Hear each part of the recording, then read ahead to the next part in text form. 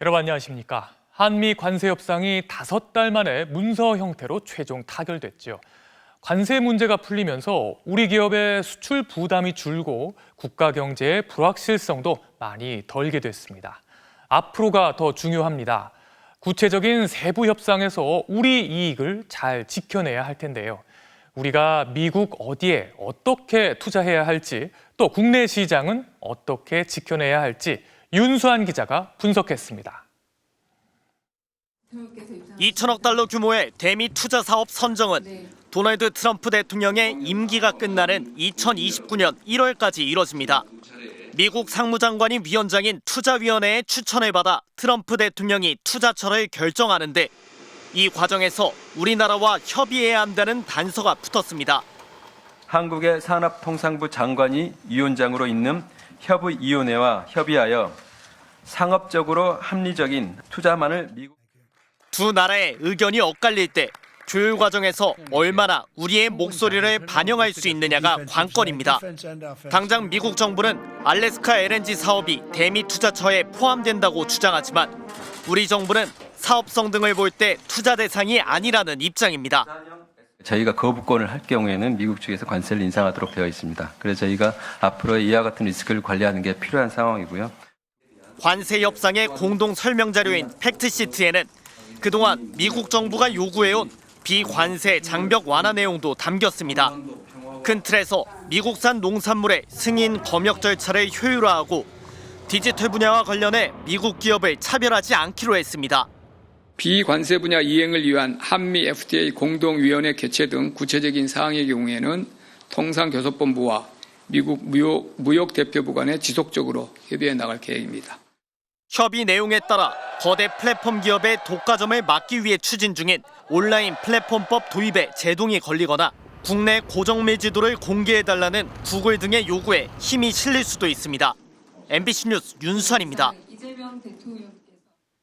온 국민이 걱정과 불안 속에 지켜봐야 했던 한미 협상이었죠.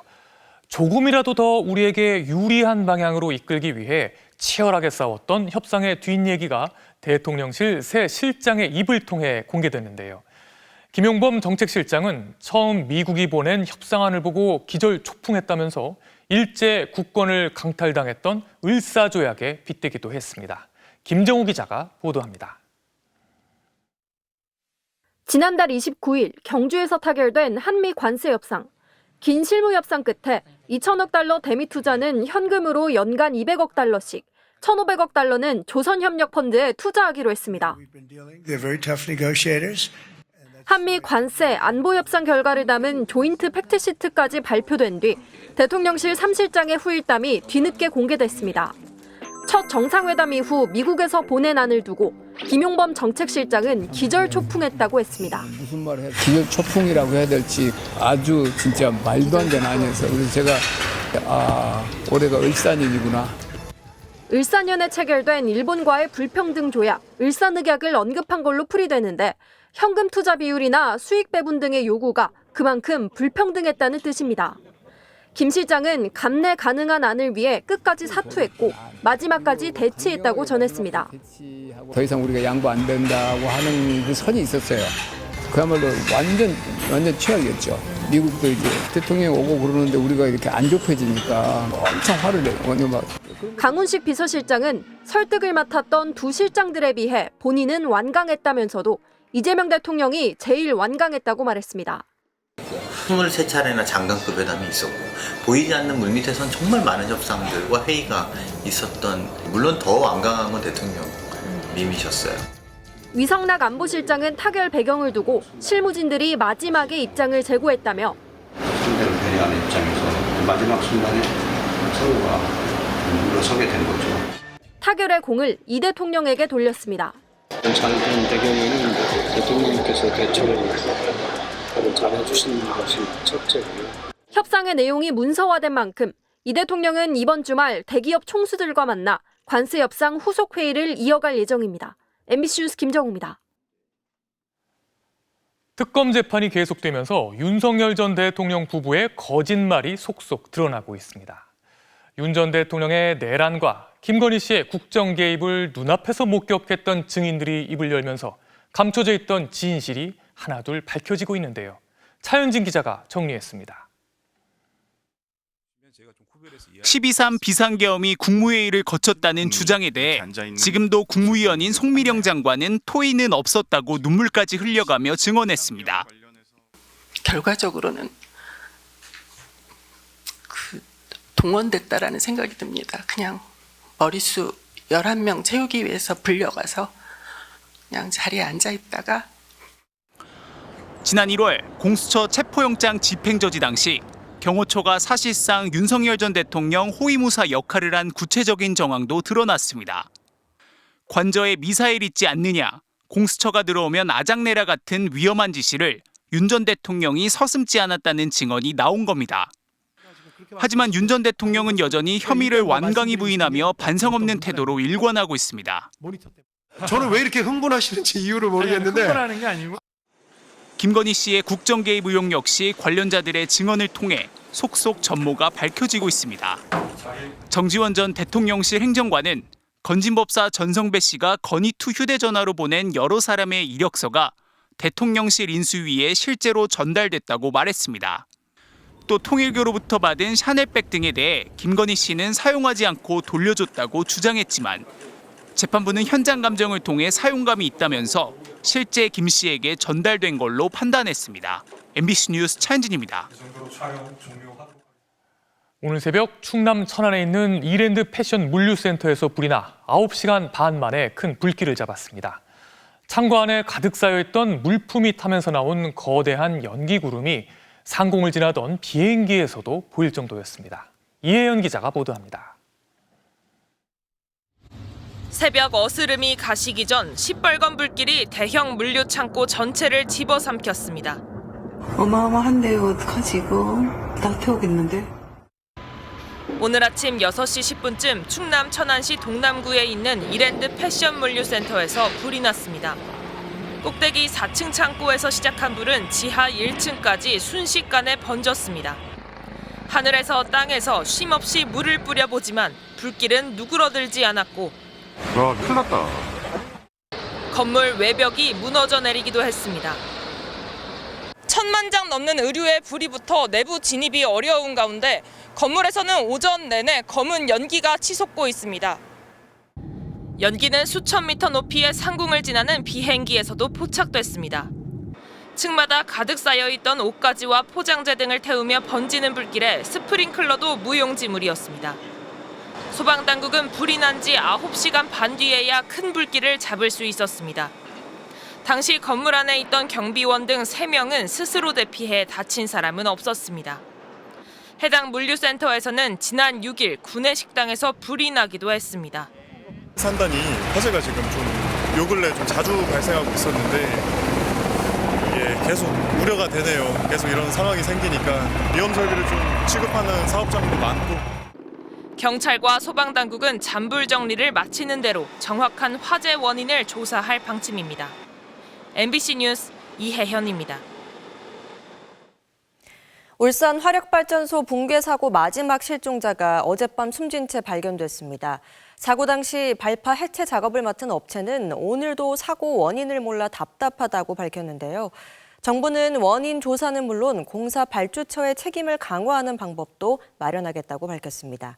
이다은 기자입니다. 실종자가 들것에 실려 나오자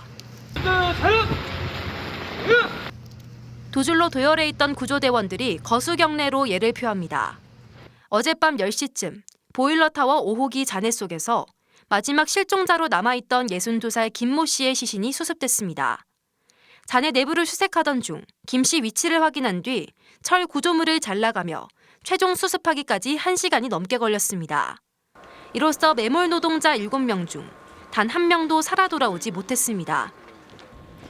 사고 발생 8일 만에 수색 구조 활동을 마무리하면서 울산 화력발전소 붕괴 사고의 인명피해는 사망 7명, 부상 2명으로 집계됐습니다. 정부는 사고 원인 규명에 주력할 방침입니다.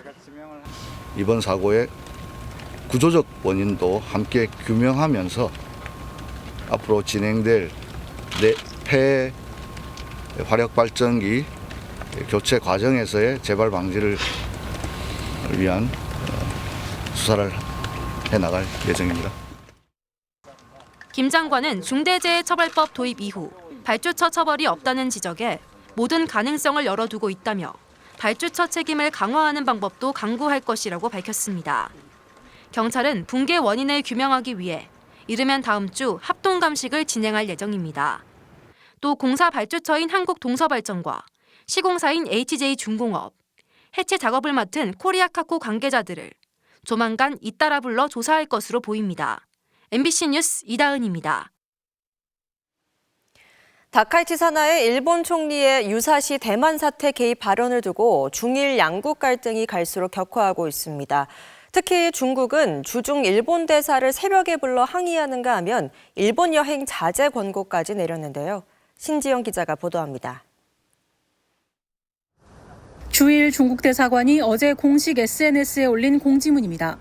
가까운 시일에 일본에 방문하는 것을 엄중히 주의해야 함을 알려드린다며 최근 일본 지도자가 대만 관련 노골적인 도발 발언을 공개적으로 해 중일 간 인적 교류 분위기를 심각하게 악화시켰다고 적었습니다.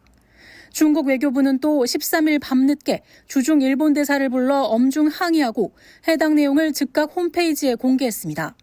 지난 7일 유사시 대만 사태 개입을 시사한 다카이치 산하의 일본 총리의 발언 이후 양국 간 갈등이 날로 격화하는 모양새입니다. 戦艦を使ってですね、そして武力の行使も伴うものであれば存立危機事態になりうるケースであると私は考えます。 중국은 공식 브리핑을 통해서도 연일 일본 때리기의 수위를 높여가고 있습니다. 매우 악질이다. 내정에 대한 노골적 간섭이다. 대만 문제는 넘어선 안 될 선이라고 강조한 데 이어 급기야 다카이치를 향해 불장난하다간 타버릴 것이라고 경고하기도 했습니다. 不要在台湾问题上玩火，玩火者必自焚。 일본 역시 주 오사카 중국 총영사가 총리의 목을 벨 수밖에 없다는 글을 SNS에 올린 것에 대해 어제 주일 중국 대사를 초치했습니다. 정치권에선 해당 총영사를 외교적 기피 인물로 지정해 국외 퇴거를 요구해야 한다는 목소리도 나오고 있습니다. 이처럼 후폭풍이 거세지만 다카이치 총리는 발언을 철회할 뜻이 없음을 일찌감치 밝혔습니다. 特に撤回取り消しをするつもりはございません。 여기에 다카이치 내각이 핵은 만들지도 갖지도 두려우지도 않는다는 내용의 비핵 3원칙을 재검토할 것으로 알려지면서 중일 양국 관계는 물론 동북아 안보 지형까지 크게 요동칠 거란 전망도 나옵니다. MBC 뉴스 신지영입니다.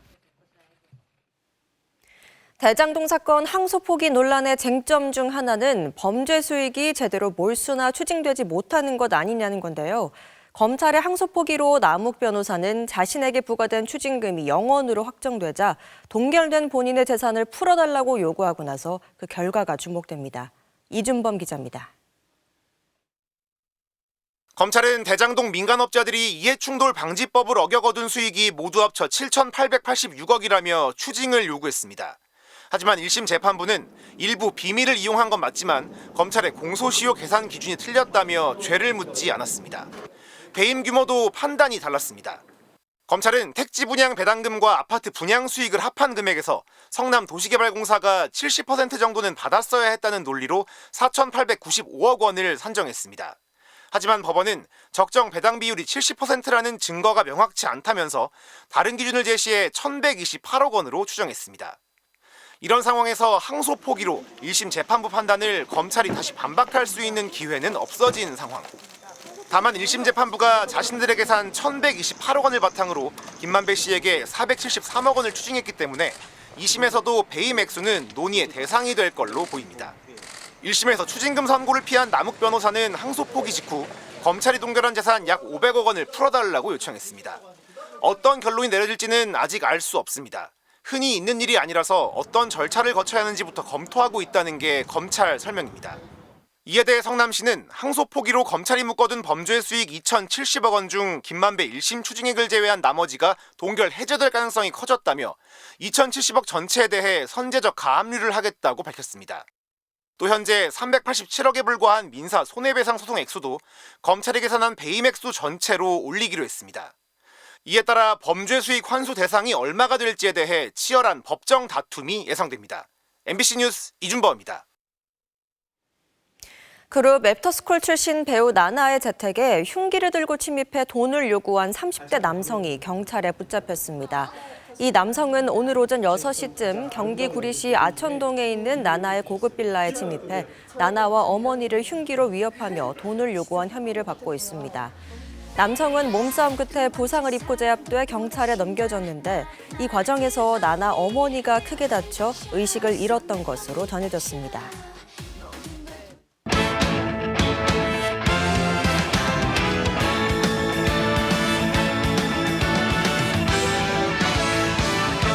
토요일 밤 스포츠 뉴스입니다.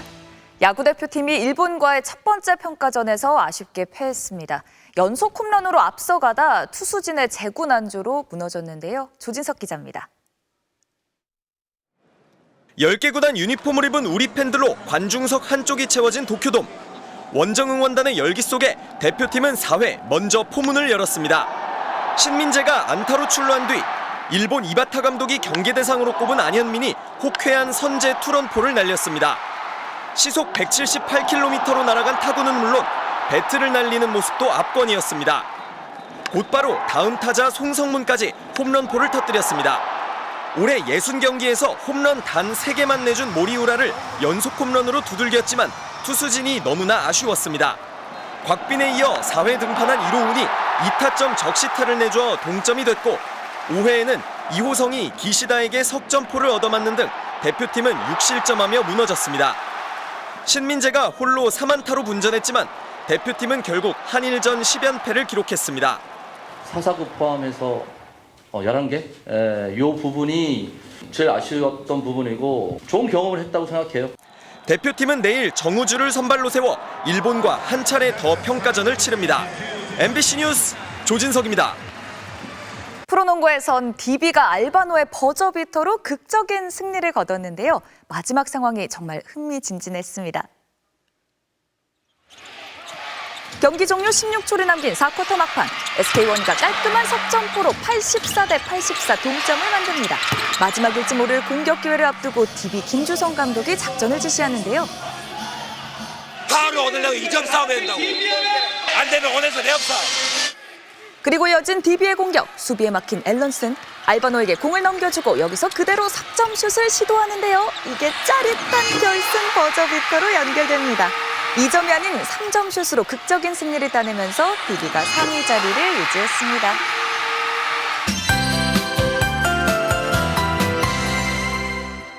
주말인 오늘은 늦가을인데도 포근했습니다. 따스한 햇살이 쏟아지면서 대부분 15도를 훌쩍 웃돌았습니다. 오늘 서울의 모습인데요. 거리에서는 시민들이 막바지 단풍을 보며 가을 정취를 즐겼습니다. 휴일인 내일은 추위를 부르는 비가 내리겠습니다. 늦은 오후부터 수도권과 강원도 내륙 5mm 미만, 충청과 전북지방에서도 비가 살짝 내리겠고요. 이후 모레부터는 급격하게 추워지겠습니다. 화요일 아침엔 서울의 기온이 영하 2도, 찬바람 때문에 실제 체감 온도는 영하 6도까지 뚝 떨어지겠습니다. 미리 두툼한 겉옷을 꺼내 놓으시는 게 좋겠습니다. 내일은 늦은 오후부터 밤사이 중부와 전북지방에서 비가 내리겠고요. 영동지방은 건조한 가운데 바람이 매우 강해질 것으로 보입니다.